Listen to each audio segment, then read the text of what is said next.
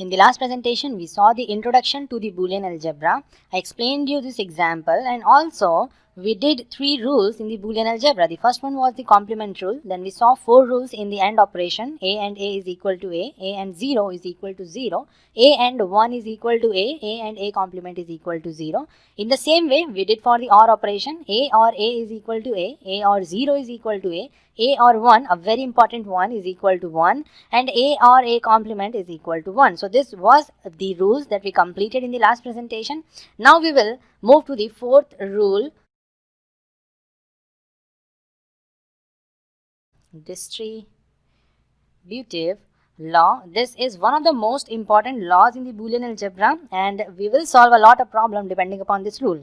And according to me, none of the Boolean algebra problem asked in the exam will not have this rule involved. You have to use this rule to solve the problem. So this one is very important, and we will see 2 rules in this. The first one is A and B or C. This is equal to A and B or A and C. This is known to everyone, no need to explain. And the second one is little bit weird one, A or B and C. Now this one is equal to A or B and A or C. This is very important, and it is nothing different from this, because here I was having AND operator, and at this point I have OR operator.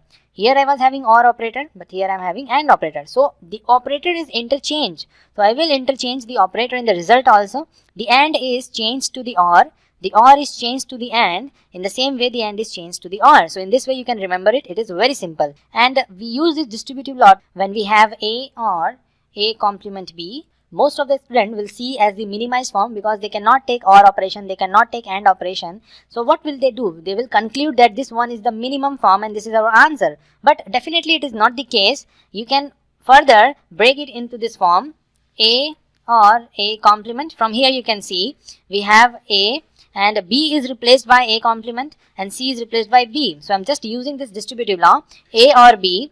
In the same way I have A or A complement and A or B. And you very well know from the OR operation, A or A complement is equal to 1. So we have A or A complement as 1 and A or B. And 1 and A or B, from here you can see 1 and A is equal to A. So if I say this A or B is X, let's say this A or B is X. So I have 1 and X. So this is equal to X, and X is A or B. So I have A or B. So directly when I have A or A complement B, I will just eliminate this A complement and I will have A or B. This is the most important part of the Boolean algebra. Very important. And we will use this a lot along with the rules that I have already explained. So this one is important. There is one more form of this particular type. If I have A complement or A and B, then I will eliminate this A and simply I will have A complement or a B. So these 2 things you have to keep in your mind while solving the Boolean algebra, and I hope you will do.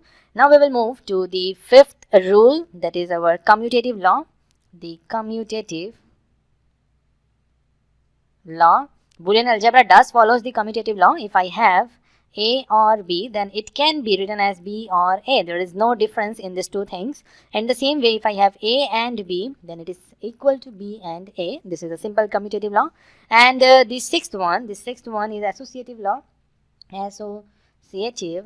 law. And in this, if I have A and B and C, then it is definitely equal to A, B, C. What we did, we took the AND operation of A and B first, then with C, but in this case we took B and C first, then with A, and there is no difference in both the things. Whatever be the output in this case is same as this one. So this is associative and commutative law. I told you the distributive law, and there is one more important thing, which is the priority. This is no law, but the priority I am going to tell you.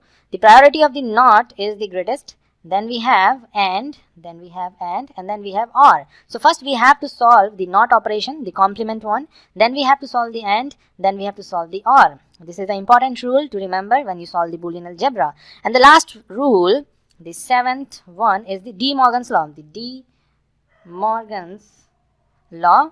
It's very simple. If you have A or B and then you want to take its complement, it's just a complement law, then it is equal to A complement and B complement. We just complemented the variables. Then we have A complement and B complement, and we changed the operator to AND. We were having OR and we changed it to AND. In the same way, if I have A and B, and then I want to take the complement, it is equal to A complement. I took the complement of the variable and I will replace this AND by OR operator, and I will the complement of the variable. So this is the De Morgan's law.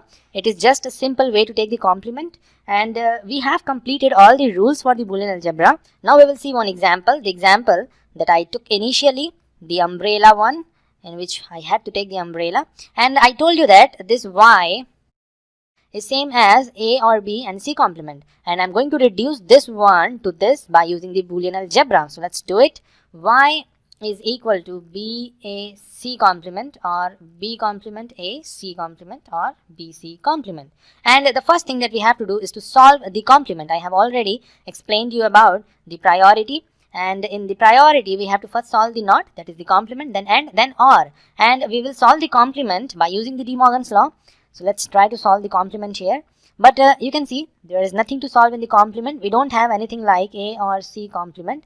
We have simply the complement of the variable, and you cannot solve it further. Then we will try to solve for the AND operation. We will see if we have A and 0, A and 1, A and A complement. We will try to have this combination here, but unfortunately we don't have.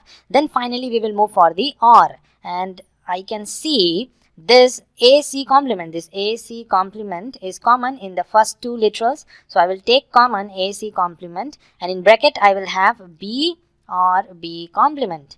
And this one is written as it is, BC complement. So what if I have B or B complement? What is the result? B or B complement, what is the result? Let me show you the result from here. A or A complement is equal to 1. So if I have B or B complement, definitely it will be equal to 1. So Y is equal to AC complement and 1. This B or B complement is 1, or BC complement. If anything is ended with 1, like X is ended with 1, the result is X. From here you can see A is ended with 1, we have 1. So if I say this AC complement is X, I am solving it here, then Y is X and 1, or BC complement. X and 1 is equal to X, or BC complement. X is AC complement, so I will write AC complement or BC complement. This is Y. Now these two things are definitely equal. If you want to use the distributive law here, then it is equal to AC complement. I am just using the distributive law, or BC complement. So AC complement or BC complement is the same as what we have got here. So in this way you have to solve for the Boolean algebra. You have to use the rules that I have explained you. It is better if you write these rules at some point and try to solve few more problems. In the next presentation I will explain 2 or 3 problems, and that will help you to solve the Boolean algebra. And you can see we have reduced the number of gates. Here we were having more gates as compared to this one. So this is all for this presentation. See you in the next one.